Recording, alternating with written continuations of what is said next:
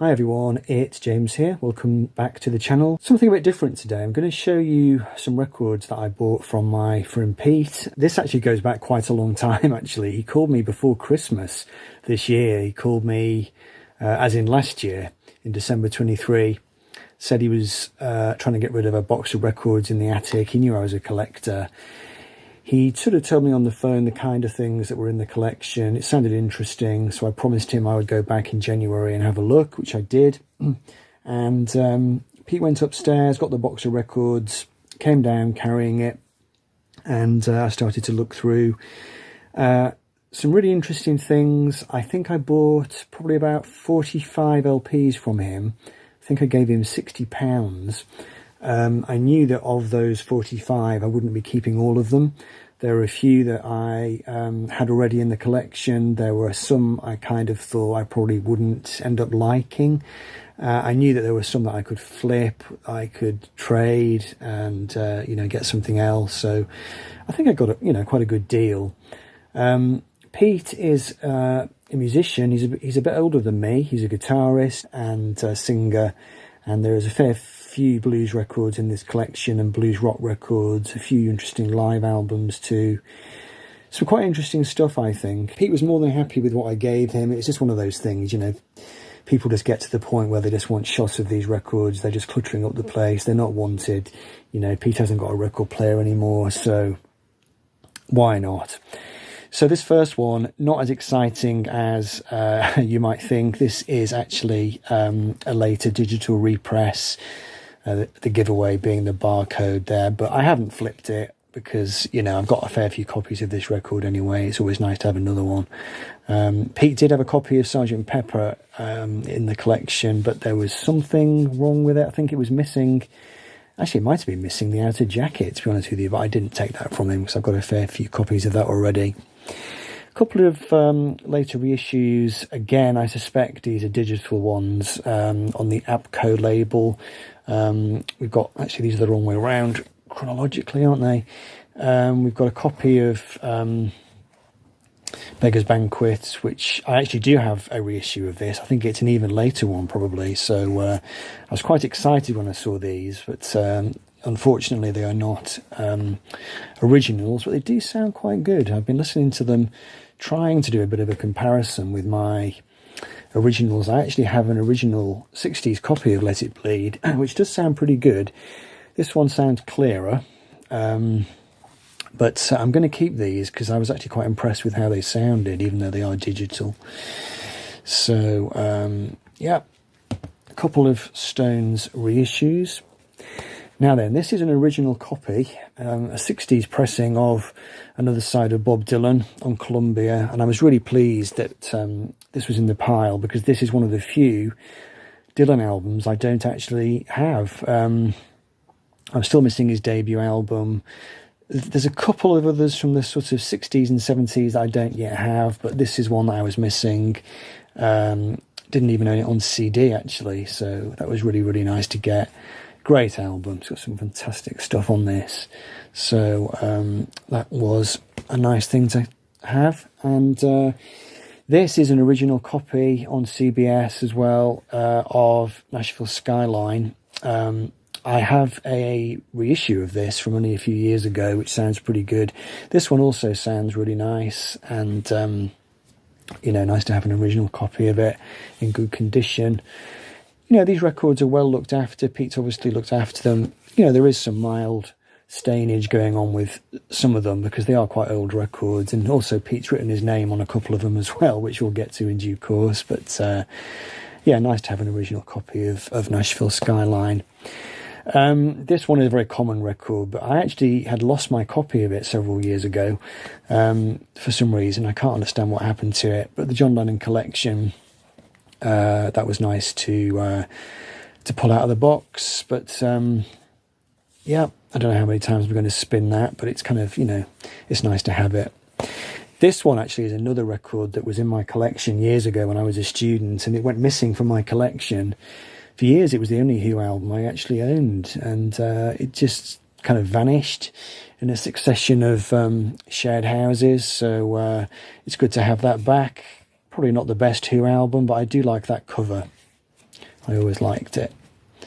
So there we go, The Who. I would have picked that up if I'd seen that down at Hindsight Records. I probably would have paid, you know, maybe £3 or £4 for that. So I've got it substantially cheaper. And funnily enough, this is another record which I used to have in my collection, and again it went missing. No idea why. So Eric Clapton and Slow Hand. The jacket's seen better days, but it's not too bad, and it plays nicely. So there we go, Slow Hand. This is the one with Cocaine on it, and Lay Down Sally. This was a little bit disappointing because I've got a copy of this already, and it really doesn't sound very good. It looks good, but it's, I don't know, just got a very scuzzy, fuzzy kind of sound. And this one, to be honest with you, is not much better. I was really hoping that this would be a marked improvement on the one that I've already got, but sadly, it was not to be. So I will probably end up moving that along with my other one, actually, because I do need to get a better copy. A copy of Long Player by The Faces, which is a quite nice thing to get into the collection. Very nice. I'm not the world's biggest Rod Stewart fan, but I can just about handle The Faces. Now then, this is quite a nice thing to find. We're going to start getting into the slightly more interesting stuff now. This is a twofer on CBS, The Byrds, Sweetheart of the Rodeo, which I didn't have. I've never actually owned that on vinyl. And the Notorious Byrd Brothers, which also I don't have. I got it on CD. So this is quite a nice twofer. Unfortunately, not a twofer which actually replicates the artwork front and back like some of them do. But beggars can't be choosers. If you open it up, actually, then you do get the artwork. So that's nice to have. I really like the Notorious Byrd Brothers, one of the more psychedelic efforts.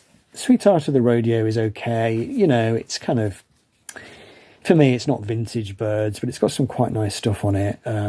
Hickory Wind, Great Graham Parsons song, Pretty Boy Floyd. You know, there's some good stuff on it. It's nicely performed, nicely played, good musicians. So, yeah, good to have. This is an original pressing of Inner Visions, and I don't think it's in great condition. I have some kind of later reissue. I think it's a 70s one that I have.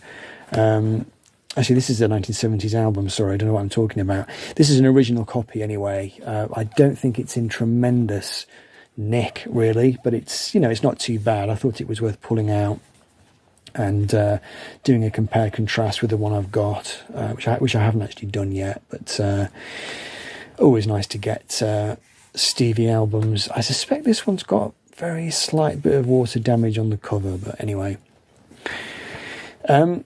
Captain Beefheart, the Spotlight Kid. I actually do have a reissue of this, courtesy of the box set, which came out a few years ago. So I thought it'd be nice, interesting to get an original copy of it. Just going to move the box slightly, get things in focus. So yeah, that was a nice thing to get. Quite a good album, that. It's him going into slightly more commercial territory. I'm going to Booglerize You Baby is on there. When It Blows It Stacks. Might have been one of the Ted Templeman ones. That No, it's not. So yeah, good to get. This actually is the first Captain Beefheart album I ever actually owned. I bought it on CD in Virgin Records in Leeds back in the 90s. I kept hearing about Captain Beefheart. I couldn't remember what the album was that you were meant to get, which of course is Trackmaster Replica. So I went down there and was sort of flicking through, and I found this one, which is Blue Jeans and Moonbeams, which is, it's got a bit of a wacky name, and I thought, yeah, I think that's the one that you're meant to get, which of course it isn't. It's one of his two big sort of, sellout records, really. But I've always been sneakily fond of this record. Apparently it's Kate Bush's favourite, Captain Beefheart. It's got a couple of really nice tracks. The track Observatory Crest on side one, I think, is a really nice song. Bit of a soulful vibe. Captain Beefheart absolutely hated it. He really hated this album, and it's not particularly well regarded, I don't think. Still, good to get. A couple of Joni albums. We've got two that I didn't have. So For the Roses, which I never even heard, and I was reading about this album. Apparently she, was it this one? She didn't want to be photographed on the cover, and then they decided to she submitted a cover of herself nude on the beach in the end, but that ended up being the inner sleeve rather than the front cover. But yeah, really nice album actually. I've been really enjoying it. I will speak more about it in due course. I'm sure this will end up having a video to itself. Joni, I've not done a Joni video before, and this one I really enjoyed. This one, the sound quality on this is not brilliant, so I actually ended up buying the CD of it. I thought this was a really beautiful record. A couple of tracks, the boho dance on side 2, just absolutely stunning, you know, really incredible. But yeah, the sound quality on that is not kind of exactly what you'd want. It's okay, it's not horrendous, but it's just not quite what it should be. So I picked up the CD anyway, but I will keep this until I can get a better copy of it. Okay, now we're going to get into a bit of a sort of bluesy stretch. This is the debut album, I think, by Jethro Tull, and an original copy from the 60s. This was, and we have Ian Anderson there looking maniacal as ever. There's the gatefold. Good album. This was the original incarnation that still had Mick Abrahams in the band. I didn't realise that he only did one album with them. Clive Bunker on drums. There's a bit of a rackety drum solo on side 2, which is quite good fun, but I thought that was a really good album. Hard blues, really, with a bit of flute playing in it. They were definitely some years away from the prog rock incarnation. So yeah, that was really nice to get. This is one of the records that has Pete's name written on. Label, is it going to be Island? Yeah, Pink Island. So that's quite nice. So yeah, Jethro Tull, the debut. This is the Fleetwood Mac debut album, which I actually do have in my collection already. A stereo pressing, early pressing, I think. I need to do a compare and contrast with this and see which copy sounds best. But yeah, a bit of a classic. I was thrilled to get this into the collection. Out of Season by Ike and Tina Turner, which is actually a blues album. I know Tina Turner ended up being one of the queens of soul, but this is definitely a heavy blues album. Came out in, I think, 1968 on Liberty, and it's just got some great stuff on here. It's got them doing their version of Dust My Broom by Robert Johnson, and there's a B.B. King track on here, My Babe, which is the Little Walter song, which my friend Pete used to do a great version of that. I played in a band with Pete, actually, and we used to do My Babe, and it's quite interesting listening to this. You can kind of hear where Pete got, you know, where he copped the feel for that song. I think he definitely lifted it from Ike and Tina. Some brilliant guitar playing from Ike on this record. Really great blues player. So, yeah, tremendous. And this is an early reissue of, I think it's the second album by Taj Mahal, The Natural Blues. Not the same cover as the original cover, but I think there's a seam split on this one, which is why I've not been able to get the inner. And this is quite a nice album. Didn't really have much by Taj Mahal. Don't have his classic album, whatever that one's called. Is it a self-titled one? The classic one by him. Yeah, this was a nice blues album. It was good. I enjoyed it. Taj. And then this one, I was totally thrilled to get this. A few years ago, there was a VC meetup in Leeds, and I foolishly left behind a copy of this record in a shop that we went into. I think it was Jumbo. Might have been Jumbo Records. And I don't understand why I did it. I think it's because I'd already bought a fair few things, and I thought, I don't want to be spending too much money. This record, I first heard this, I was back in my Leeds days, showing a house with a guy who had a great record collection. He had a huge amount of just really good stuff in his collection, and I remember listening to this. This is the Beano album, obviously. You know, one of the most seminal blues albums of all time, and it's really good. It's very, very good album, very kind of loud, obstreperous guitar. It's amazing listening to Clapton on this and just reflecting how mellow he became later on, and just all that hunger and fire seemed to disappear from him. But this record is just absolutely fantastic. It's got some really great stuff on it, that kind of Freddie King kind of vibe. And I thought that the John Mayall originals were pretty good as well. Just very strong, very good. And a big thrill to finally get that into the collection. John McVie there at the beginning of a legendary career. Great live album from Rory Gallagher live in Europe. It was his third album. His first gold album was top 10, I think. And this is just tremendous. It's got an absolutely brilliant inner gatefold, and I could tell immediately that the photograph was taken by the great Mick Rock.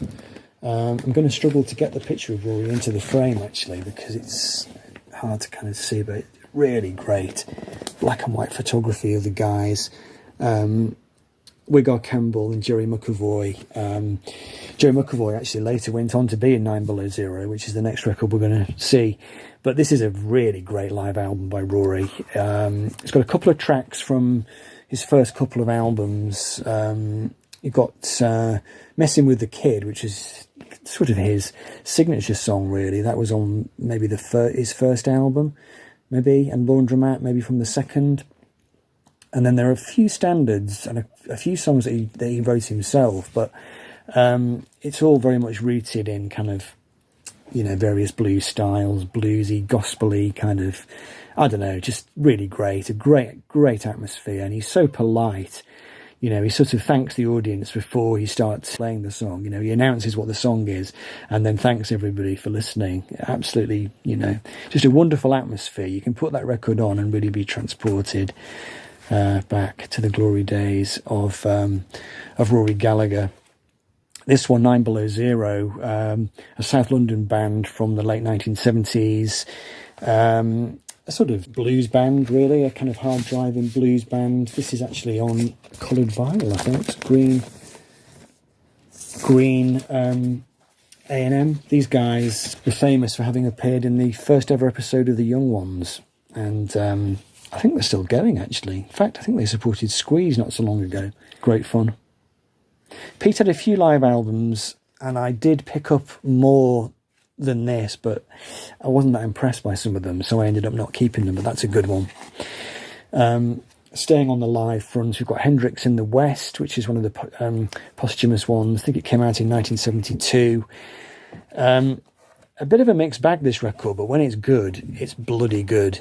There's two different bands. There's the standard Jimi Hendrix Experience with Mitch Mitchell and Noel Redding, and there's some British dates, I think, with them. And then there's also the other band. It's sort of mixture. It's Hendrix, Mitch Mitchell and Billy Cox, and there's different performances from different different places, different dates. There's some really good stuff. There's some sort of dodgy stuff. They're not particularly great version of Sgt. Pepper's Lonely Hearts Club Band, which is a bit scratchy. A couple of the tracks, they sound a little bit out of tune and a bit all over the place, but the two standouts, Voodoo Child at the end of side 1, the tracks are not in the right order, but Red House, which is the final track on side 2, is absolutely, it's fantastic, absolutely brilliant playing from Hendrix in particular, but all three of them just really, really tremendous. So a few sort of lesser moments on this, and then a few hair-raising moments as well. So that was great to get. Not a record I'd ever seen before, so that was good. So chuffed to get this. This record, I've been looking for a nice copy of this for so many years. Thin Lizzy, Live and Dangerous. A friend of mine had this at university in the shed house we lived in. I remember drooling over it. So I've always been a big Thin Lizzy fan, but I'd never actually owned this record. It's a great live album. It was touched up an awful lot in the studio, and you can sort of tell that. But even so, it's fantastic. Many people say this is the definitive Thin Lizzy album, and that's really all you need. It's got a great track list and just an amazing, tight, vibrant sound. So really, really chuffed to get that into the collection at last. Okay, so just a few sort of cheap and cheerful pop ones now. The Proclaimers, Sunshine on Leith, which I've never owned before. I've never actually heard it before. And the Proclaimers, This Is the Story. So those two were quite nice to get. Suzanne Vega, Solitude Standing, which is, I think, was her second album, which is a really common record. You see it in charity shops. But I thought, why not? I've got her first album and her third on record, so I thought I'd get that. And this is a record which I used to have on vinyl, and I decided to sort of move it along. I'd sort of listened to it a few times and always enjoyed it, but I just figured I'd kind of had enough of it, really. So I got rid of it. I figured it's a very common record. It does crop up in charity shops. So having said that, I've not seen it in a charity shop for quite a while. So when I saw it in Pete's collection, I thought, right, let's get it. So yeah, I'm not going to get rid of it this time. I think it's a good record. It's definitely one that's worth having in the collection. That great song, Chucky's in Love, of course. Yeah, so the Jam, Snap. Had this on CD. This is a compilation album, obviously. Great to get. I've had a bit of success with the Jam recently, and you may have seen a video already from me where I reveal that, but yeah, this is just a really, really tremendous compilation.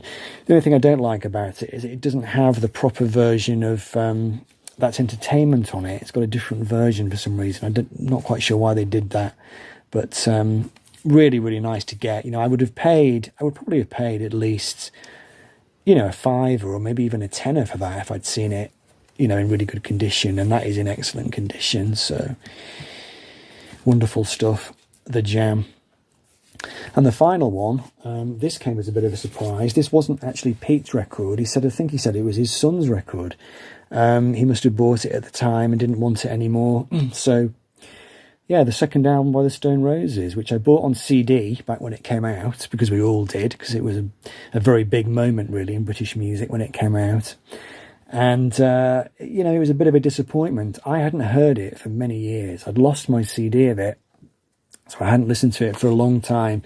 And when I played it again, it was just like going back in time. The exact thing, I was reminded of what I thought of it the first time around, which is that it starts off really, really well. It's got some great tracks on the first side, and then it just sort of seems to tail off a little bit. Breaking Into Heaven, the opening song, is great. Driving South has got a great groove. 10-Story Love Song could almost have been on the first album. And then it sort of goes downhill. It goes into more sort of Led Zeppelin-y territory, and I don't know, it wasn't vintage Roses, really, but it's still a nice thing to have in the collection. It's not a record that I ever expected to own. Yeah, I thought, why not? Thanks so much, Pete. Pleasure doing business with you. All right, folks. Hope you enjoyed the video. I'll see you next time.